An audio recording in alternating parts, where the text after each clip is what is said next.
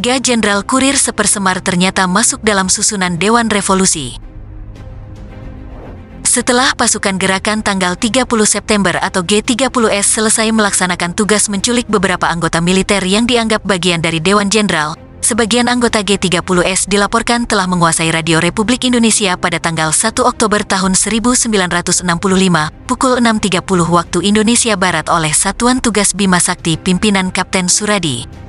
Sekitar pukul 7 hingga pukul 7.20 waktu Indonesia Barat, pasukan G30S menyiarkan pengumuman pertama di Radio Republik Indonesia atas aksi yang mereka lakukan pada dini hari tanggal 1 Oktober tahun 1965.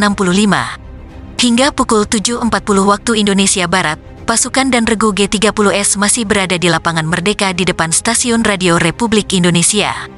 Beberapa pasukan yang berada di sana adalah Batalion 454 dari Jawa Tengah dan Batalion 530 dari Jawa Timur, yang menempati sisi utara lapangan di depan istana, sisi barat depan RRI, dan sisi selatan dekat gedung telekomunikasi yang telah ditutup.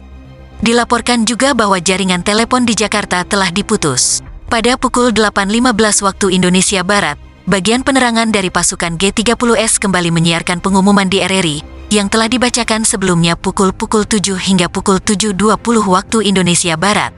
Pada pukul 11 waktu Indonesia Barat, disiarkan kembali oleh bagian penerangan pasukan G30S terkait Dekrit Nomor 1 tentang pembentukan Dewan Revolusi Indonesia.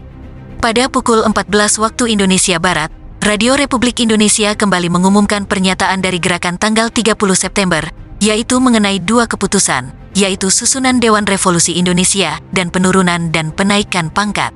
Bila mana Syam yang menyusun daftar Dewan Revolusi, ia jelas memiliki kesengajaan untuk menimbulkan kesan salah bahwa G30S dan Dewan Revolusi adalah gerakan anti-Soekarno. Ini sangat merugikan gerakan yang katanya dilakukan untuk melindungi Soekarno dan mengalahkan pihak para jenderal yang dianggap tidak loyal terhadapnya. Soekarno malah digulingkan oleh kelompok jenderal yang menentangnya. Dan kesan negatif yang timbul dari susunan Dewan Revolusi ini juga menjadi dasar penghancuran PKI.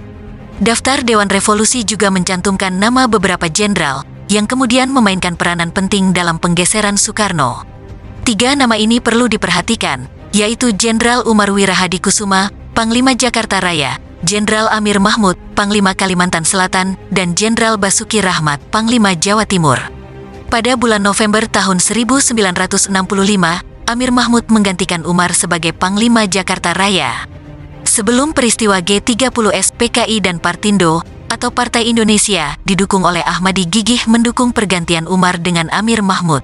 Dasar dukungan ini adalah, sebagai Panglima Kalimantan Selatan, Amir Mahmud sangat mendukung usaha Ahmadi mendapatkan dana untuk Universitas Bung Karno di Kalimantan Selatan, daerah kaya karena ekspor karetnya. Dan menurut PKI, Amir Mahmud sebagai Panglima menguntungkan posisi PKI di Kalimantan Selatan. Bahkan menurut Sujono Pradikdo, seorang tokoh penting PKI, Amir Mahmud bukan saja simpatisan PKI, melainkan juga calon anggota PKI. Akan tetapi setelah Amir Mahmud mengganti Umar, kegiatan anti-komunis semakin ganas. Basuki Rahmat oleh PKI dinyatakan sebagai seorang perwira tinggi maju. Ia membiarkan PKI mencapai kemajuan yang berarti di Jawa Timur. Ia dikenal sebagai seorang panglima yang setia pada Soekarno. Jenderal Jusuf, walaupun tidak masuk dalam Dewan Revolusi, adalah ipar Kolonel Saelan, seorang panglima Cakrabirawa yang sangat setia terhadap Soekarno.